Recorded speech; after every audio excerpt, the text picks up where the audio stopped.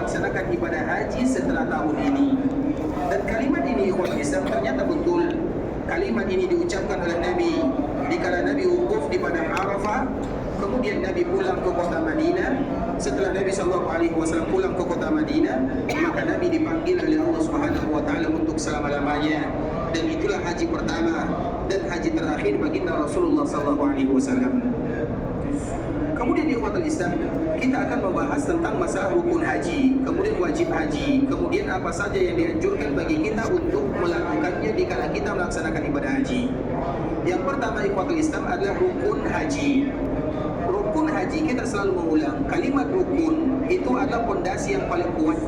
Rukun itu ibarat tiang yang ada dalam satu benda atau tiang yang ada dalam satu bangunan. Makanya tiang-tiang yang ada di Masjid Nabawi ini disebut dengan rukun. Dan rukun itu adalah sesuatu yang sangat penting yang tidak boleh dilalaikan oleh kaum muslimin. Makanya rukun kalau hilang maka ibadahnya batal. Kalau wajib haji sekiranya kita tidak melakukannya atau tidak sempurna melakukannya, haji kita masih sah dan masih ada dendanya. Tapi kalau sekiranya yang hilang itu adalah rukun, maka banyak ancaman atau banyak perkara-perkara yang datang setelahnya. Artinya rukun haji itu harus kita prioritaskan dibandingkan dengan yang lainnya. Yang pertama ikhwatul Islam, rukun haji itu adalah rukun haji yang pertama adalah niat. Niat itu ikhwatul Islam tentunya seluruh kaum muslimin, siapapun yang datang melaksanakan ibadah haji sudah pasti berniat. Dan niat itu artinya adalah dukhulu fin nusuk, yaitu dikala mereka sudah mulai masuk ke dalam nusuk. Nusuk itu diambil dari kata-kata manasik. Nusuk itu artinya ikhwatul Islam rangkaian ibadah yang akan kita lakukan. Dan kita semuanya sudah berniat di kampung halaman. Namun nanti dikala kita akan memulai ibadah, maka kita mulai mengatakan labbaik Allahumma. Kemudian kita tidak tahu apakah itu umrah atau umrah dan haji atau hanya sekedar haji sahaja. Maka itulah yang membedakannya. Maka dikala kita akan memasuki nusuk, disitulah kita akan melihat niat kita ini apa. Sedangkan rata-rata kaum muslimin, terutama jemaah kita ini ikhwatul Islam, dikala nanti mereka masuk di dalam melaksanakan nusuk, kemudian mereka pergi ke miqat, terutama miqat yang ada di Madinah yang dinamakan dengan Dzul Hulaifah, rata-rata niat mereka adalah melaksanakan haji tamattu', yaitu mereka melaksanakan umrah terlebih dahulu. Kemudian setelahnya mereka selesai daripada ibadah umrah, mereka tahallul, kemudian nanti pada tanggal 8 Dzulhijjah baru mereka kembali melaksanakan ibadah haji. Makanya dikala nanti mereka berada di miqat kota Madinah, mereka hanya mengucapkan labbaik Allahumma umrah, labbaik Allahumma umrah. Ya Allah, aku datang menjawab seruanmu untuk melaksanakan ibadah umrah. Baik itu umrah untuk dirinya atau umrah untuk orang lain, boleh, tidak ada masalah. Kalau umrah untuk dirinya, kita mengucapkan labbaik Allahumma umrah. Tapi kalau umrah untuk orang lain seperti untuk ayah atau untuk ibu, maka kita mengatakan labbaik Allahumma umratan an abi atau an ummi. Tapi tentunya bagi mereka yang sudah pernah melaksanakan ibadah umrah. Kalau kita belum pernah melaksanakan ibadah umrah, maka niatnya labbaik Allahumma umrah. Itulah yang disebut dengan niat dikala kita ingin memasuki nusuk atau niat kita ingin memasuki manasik. Kemudian niat ini akan selesai dikala kita selesai melaksanakan ibadah umrah. Niat ini akan selesai dikala kita selesai melaksanakan ibadah umrah. Sampai kita di Mekah, maka kita akan tawaf, kemudian kita sa'i, pada akhirnya kita memendekkan atau mencukur rambut, maka selesai ibadah umrah kita selesai. Kemudian nanti pada tanggal 8 Dzulhijjah, maka kita kembali berniat untuk melaksanakan ibadah haji. Maka di saat itulah kita mengatakan labbaik Allahumma hajja, labbaik Allahumma hajja. Di sini ikhwatul Islam, niat orang yang melaksanakan ibadah haji ini sudah diketahui sebelumnya. Kalau mereka sebelumnya melaksanakan ibadah umrah, kemudian mereka tahallul, kemudian mereka akan melaksanakan ibadah haji, maka sudah pasti hajinya adalah haji tamattu'. Hajinya sudah pasti adalah haji tamattu'. Sedangkan mereka yang membaca atau yang melakukan haji qiran, maka niatnya mulai dari miqat Madinah. Mereka mengucapkan labbaik Allahumma umratan wa hajja, digandengkan antara umrah dengan hajinya dan tidak terpisahkan. Dan mereka tidak boleh bertahallul kecuali nanti pada tanggal tanggal 10 Zulhijjah.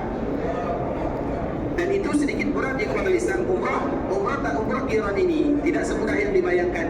Artinya dikala kita sudah berniat di miqat, maka tidak boleh bagi kita untuk menanggalkan pakaian ihram sampai pada tanggal 10 Zulhijjah. Itu adalah orang yang melaksanakan haji qiran. Begitu juga kalau ada di antara kita yang melaksanakan haji ifrad, maka niat mereka di miqat misalnya di Madinah, mereka mengucapkan labbaik Allahumma hajja. Itu niatnya.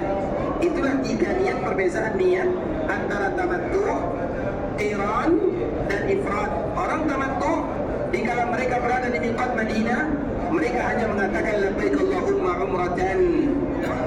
Orang yang qiran, mereka mengucapkan dikala mereka berada di miqat, labbaik Allahumma umratan wa hajja. Orang yang haji ifrad, maka mereka mengucapkan labbaik Allahumma hajja. Itulah perbezaannya. Namun rata-rata kaum muslimin, terutama kita ikhwatul Islam, maka kita akan melakukan haji tamattu, maka niat kita cukup melaksanakan ibadah umrah sahaja. Dikala kita nanti berada di miqat, kita mengucapkan labbaik Allahumma umrah. Dan di tanggal 8 Zulhijjah baru kita mengatakan labbaik Allahumma hajja. Itu adalah masalah niat dikala kita akan memasuki nusuk atau nusuk itu diambil dari kata-kata nasaka itu artinya wansukulaha. Jadikan itu sebagai nusuk, kegiatan, rangkaian, rentetan ibadah yang akan kita lakukan. Itu adalah niat. Kemudian yang kedua ikhwatul Islam, niat yang kedua atau rukun yang kedua adalah tawaf. Dan tawaf yang dimaksud di sini adalah tawaf ifadah. Tawaf yang dimaksud di sini adalah tawaf ifadah. Artinya orang yang melaksanakan ibadah haji, maka rukun yang kedua adalah tawaf, yang dikenal dengan tawaf ifadah. Dan tawaf ifadah itu nama lainnya adalah tawaf ziarah. Makanya kalau ada yang mengatakan tawaf ifadah, ifadah itu apa arti ifadah? Karena mereka ifadah itu dikala mereka meninggalkan masyairil haram. Masyair haram atau masyaril haram itu adalah nama lain daripada Muzdalifah. Jadi Muzdalifah itu dinamakan dengan masyairul haram, karena memang itu merupakan di antara ujung daripada tanah haram. Tanah haram itu ikhwatul Islam adalah Makkah. Tanah haram itu adalah Mina. Tanah haram itu adalah Muzdalifah. Sedangkan Arafah bukan lagi bagian daripada tanah haram. Arafah itu bukan lagi bagian daripada tanah haram. Tanah haram itu hanya tiga. Yang pertama Makkah, yang kedua Mina, dan yang ketiga adalah Muzdalifah. Kemudian ikhwatul Islam, maka disebut dengan tawaf ifadah karena hukum asalnya seseorang dikala mereka meninggalkan masyairil haram, yaitu dikala mereka meninggalkan Muzdalifah, maka mereka akan melaksanakan tawaf yang dikenal dengan tawaf ziarah atau yang dikenal dengan tawaf ifadah. Tawaf ifadah karena setelah mereka berasal dari Muzdalifah. Dinamakan dengan tawaf ziarah karena ziarah itu adalah nama lain daripada ibadah haji dan ibadah umrah. Umrah yang kita lakukan, apa arti daripada kalimat umrah? Umrah itu artinya ziarah. Kemudian kita akan melaksanakan ibadah haji. Apa makna daripada haji? Haji itu artinya adalah bermaksud untuk tawaf. Maka tawaf itu disebut dengan tawaf ziarah atau disebut dengan tawaf ifadah. Itulah yang rukunnya.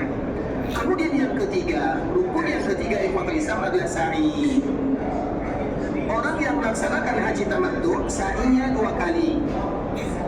Orang yang melakukan haji tamattu, dan kita rata-rata melakukan haji tamattu, maka sa'i kita 2 kali. Orang yang melaksanakan haji qiran dan haji ifrad, sa'inya hanya 1 kali. Itu ada di antara perbezaan antara haji qiran, haji ifrad, dan haji akan kita lakukan. Kapan yang pertama ikhwatul Islam? Yang pertama adalah dikala nanti kita melaksanakan ibadah umrah. Maka kita setelah tawaf, kita akan sa'i. Kemudian setelah sa'i, kita akan bercukur atau memendekkan rambut dan selesai. Kemudian nanti, dikala tanggal 8 Zulhijjah, kita kembali berniat melaksanakan ibadah haji. Kemudian di antara salah satu yang kita lakukan adalah tawaf, dan dianjurkan setelah tawaf kita kembali sa'i. Dan setelah sa'i ini tidak ada lagi yang namanya mencukur atau memendekkan rambut. kalau sekiranya kita sudah mencukur dan melontar jamarat. Kita ulang lagi ikhwatul Islam, bagi orang yang haji tamattu maka mereka akan sa'inya 2 kali. Bagi yang qiran dan ifrad mereka sa'inya hanya 1 kali. Sedangkan bagi kita yang tamattu, sa'i yang pertama itu adalah dikala kita melaksanakan ibadah umrah. Nanti misalnya esok ada di antara sebahagian kita yang ingin melaksanakan ibadah umrah atau pergi ke Mekah. Sampai di Mekah maka mereka tawaf sa'i. Itu sa'i yang pertama. Kemudian setelahnya mereka mencukur atau memendekkan rambut. Kemudian sa'i yang kedua nanti setelah tawaf ifadah. Jadi setelah tawaf ifadah di mana kita sudah boleh memakai pakaian, biasanya orang ikhwatul Islam, rombongan jamaah haji ini tanggal 10 yang mereka lakukan itu adalah melontar dan mencukur. Tanggal 10 Dzulhijjah yang paling mudah bagi kita melakukannya adalah melontar jamarat Aqabah, dan yang kedua adalah bercukur. Kemudian setelah kita melakukan 2 perkara ini, maka kita akan memakai pakaian biasa. Kemudian kita tinggal di Mina tanggal 11, tanggal 12, ada yang pulang tanggal 12, ada yang pulang tanggal 13. Kemudian setelah tanggal ini, maka mereka akan melakukan tawaf ifadah. Dikala mereka tawaf ifadah, maka mereka harus sa'i. Dikala mereka sa'i, tidak ada lagi yang namanya mengambil rambutnya, mencukur ataupun memendekkan rambutnya. Jelas sampai di sini antara sa'i yang pertama dan sa'i yang kedua.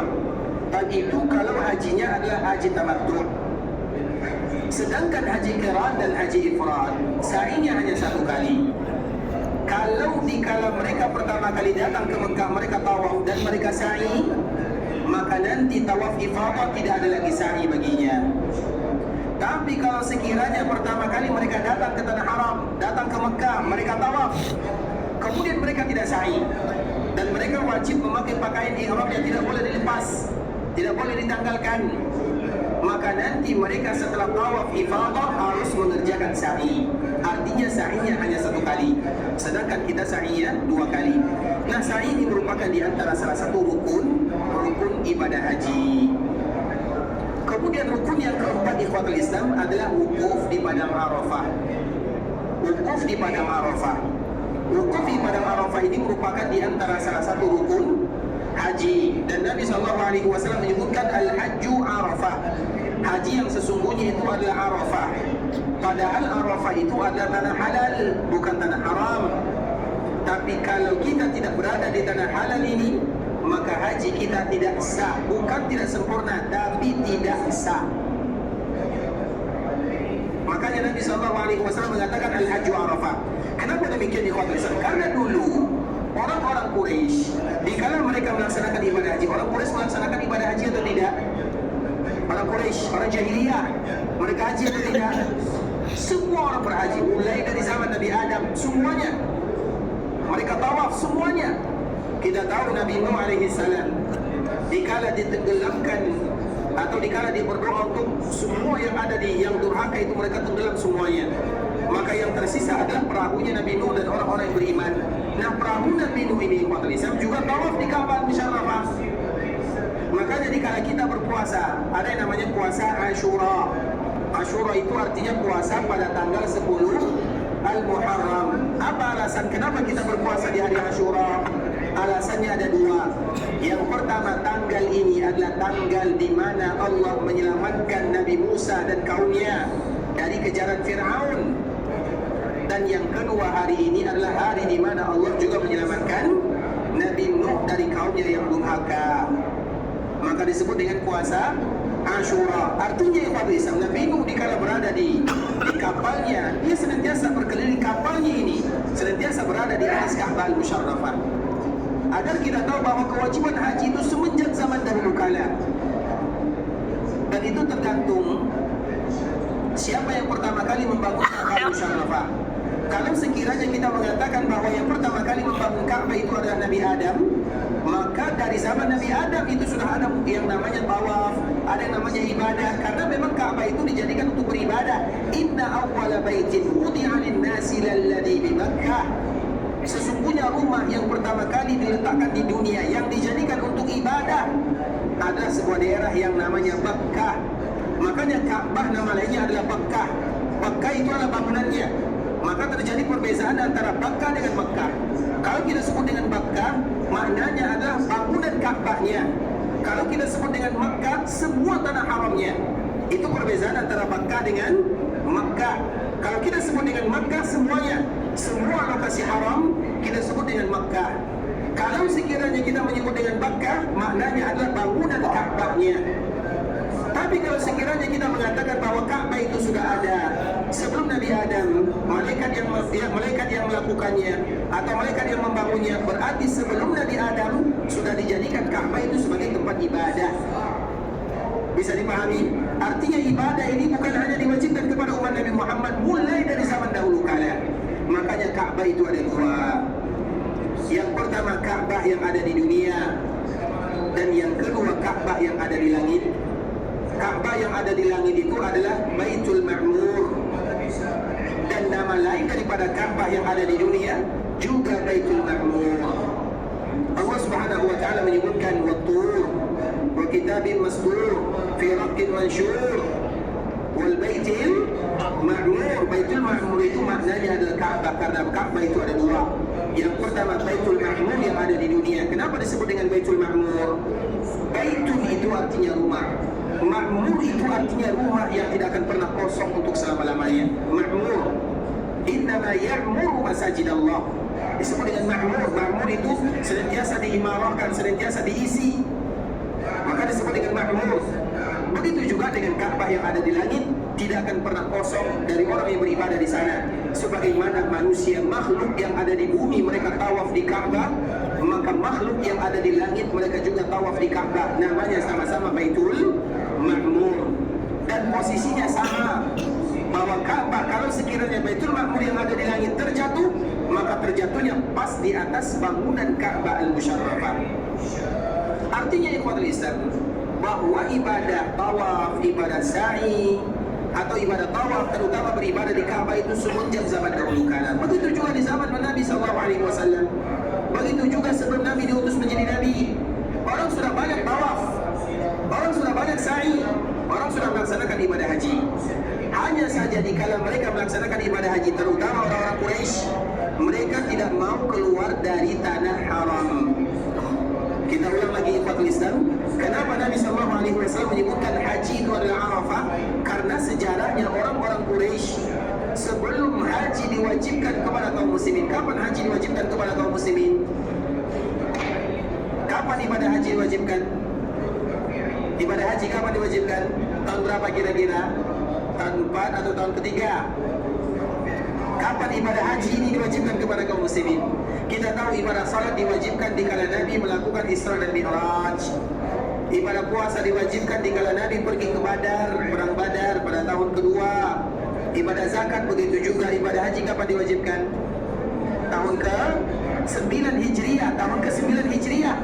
Artinya sebelum ibadah haji ini diwajibkan kepada kaum muslimin, orang-orang sudah melaksanakan ibadah haji atau belum? Sudah atau belum? Sudah, tapi belum diwajibkan. Sudah. Bukankah Nabi dikala berdakwah mencari orang-orang yang melaksanakan ibadah haji? Bukankah pertemuan Nabi SAW dengan orang yang pertama kali beriman kepada Nabi dari luar Makkah adalah penduduk Yathrib? Di mana Nabi SAW bertemu dengan penduduk Yathrib? Di sebuah tempat yang bernama Aqabah. Bukankah kita tahu ada salah satu perjanjian namanya perjanjian Aqabah? Aqabah yang pertama, Aqabah yang kedua. Aqabah itu di mana? Jamarat yang nanti akan kita lantar, Jamarat Aqabah. Disitulah Nabi SAW berjumpa dengan orang-orang yang melaksanakan ibadah haji. Nabi menawarkan diri, dan yang menerima dakwah Nabi itu adalah orang-orang yang berasal dari Madinah.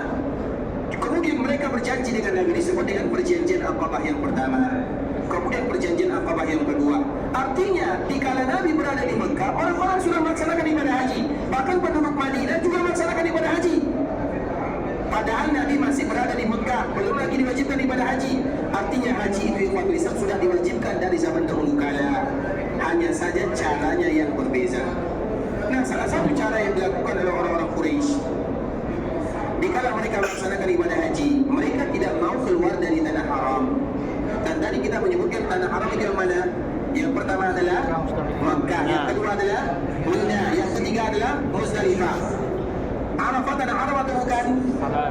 Maka mereka mengatakan, orang-orang Quraisy, orang-orang jahiliyah mengatakan, tidak mungkin kita meninggalkan tanah haram kemudian kita pergi kepada tanah halal. Betul atau salah? Mana yang lebih mulia, tanah halal atau tanah haram? Mana yang lebih mulia, tanah halal atau tanah haram?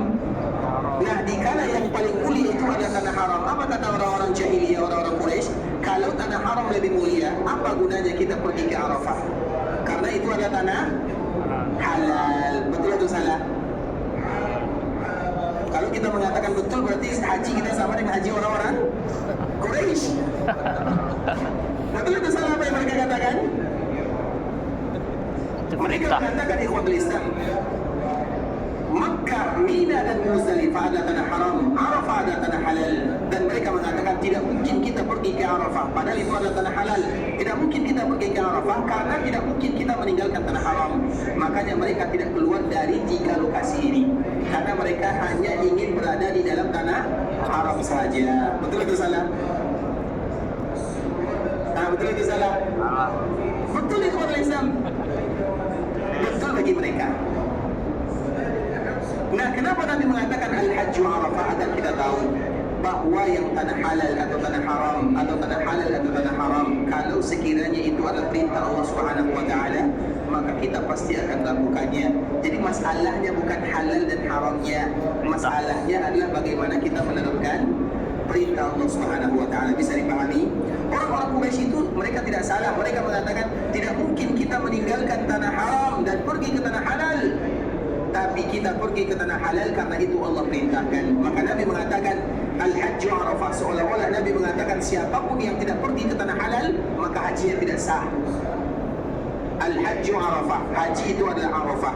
Maka dikala kita berada di Arafah, ikhwatul Islam, Arafah itu ikhwatul Islam, mulanya dimulakan Arafah yaitu setelah salat zuhur atau setelah zawal. Jadi mula daripada ibadah Arafah itu adalah setelah zawal, dan akhir daripada ibadah Arafah adalah sebelum solat subuh pada tanggal 10 Zulhijjah. Kita ulang lagi. Awal mula daripada Arafah, awal mula kapan disebut dengan wukuf? Karena wukuf itu adalah bagian daripada rukun. Awal mula wukuf itu adalah setelah matahari tergelincir, setelah zawal. Maka kalau ada orang yang datang di Arafah setelah zawal, maka mereka sudah dihitung sebagai orang yang wukuf. Dan batas waktu terakhir, batas waktu yang paling akhir adalah sebelum solat subuh pada hari berikutnya, yaitu pada tanggal 10 Zulhijjah. Artinya kalau ada orang yang pergi ke Arafah, kemudian dia mendapatkan walau 1 detik sebelum sholat subuh, maka dia sudah terhitung sebagai orang yang wukuf di padang Arafah. Sudah jelas sampai di sini? Jadi waktu kita mengatakan waktu ya. Waktu itu kapan disebut dengan wukuf? Apabila kita wukuf di padang Arafah di antara waktu ini, maka kita sudah disebut dengan wukuf. Hanya saja wukuf di padang Arafah itu adalah rukun, tapi wajibnya adalah wukuf di padang Arafah setelah zawal sampai matahari menguning atau sampai matahari terbenam, atau yang kita kenal dengan mega merah, yang hampir kuning kemudian merah, artinya hampir masuk waktu maghrib. Itu adalah wajibnya. Jadi ada rukunnya, ada wajibnya. Nanti insya Allah akan kita sebut tentang masalah wajib. Tapi rukun itu adalah wukuf di padang Arafah. Kapan kita wukuf? Mulai dari setelah zawal sampai sebelum subuh pada hari berikutnya. Kalau ada orang yang sakit, misalnya ada orang sakit, dia terpaksa dimasuk ruang ICU misalnya, dia tidak mungkin wukuf sama dengan wukuf kaum muslimin yang lain. Makanya nanti biasanya orang-orang yang sakit di Fadl Islam, dan semoga kita semua diberikan kesehatan oleh Allah Azza wa Jalla. Orang-orang yang sakit biasanya mereka pergi ke Mekah itu dengan menggunakan ambulan. Itu berjajar mungkin ribuan ambulan yang akan mengantar mereka ke Mekah. Kemudian mereka wukufnya kapan? Setelah kita pergi ke Muzdalifah. Dikala Arafah itu sudah mulai tidak lagi orang di sana, maka mereka akan wukuf. Mereka dibawa di dalam mobil ambulan tadi. Kemudian mereka berada di sana mungkin barang 1 detik 1 menit. Kemudian mereka pulang lagi ke rumah sakit. supaya mereka tetap mendapatkan rukunnya walau barang 1 menit. Yang penting ada di sana walau sebentar. Dari kapan? Dari zawal sampai matahari sebelum atau sampai sebelum fajar. Begitu juga seperti misalnya ada orang yang bertugas, dia tidak bisa bertugas ini, misalnya dia menjaga orang sakit atau orang sekarat, tak mungkin dia tinggalkan. Maka lihatlah waktu-waktu ini. Kalau seandainya tidak ada waktu, kecuali malam, setelah siang atau setelah malam misalnya, setelah pertengahan malam, silakan dia pergi ke Arafah, tidak masalah. Dan dia terhitung sebagai orang yang wukuf di padang Arafah. Jelas sampai di sini? Maka itulah disebut dengan rukun haji. Yang keempat ini harus kita prioritaskan. Yang pertama niat, yang kedua adalah tawaf, yang ketiga sa'i, dan yang keempat adalah wukuf. Itu disebut dengan rukun haji. Sedangkan rukun umrah hanya 3, dihilangkan wukufnya. Berarti niat, tawaf, dan sa'i. Kita membahas perkataan jumhur para ulama ya. Iya, terjadi perbezaan. Mungkin ada lagi yang menambah, ada yang mengurangi. Tapi kita membahas tentang pendapat jumhur para ulama bahwa inilah rukun haji dan inilah rukun ibadah umrah. Baik, sampai di sini sudah jelas semuanya. Ada yang belum jelas? Yang belum jelas boleh bertanya.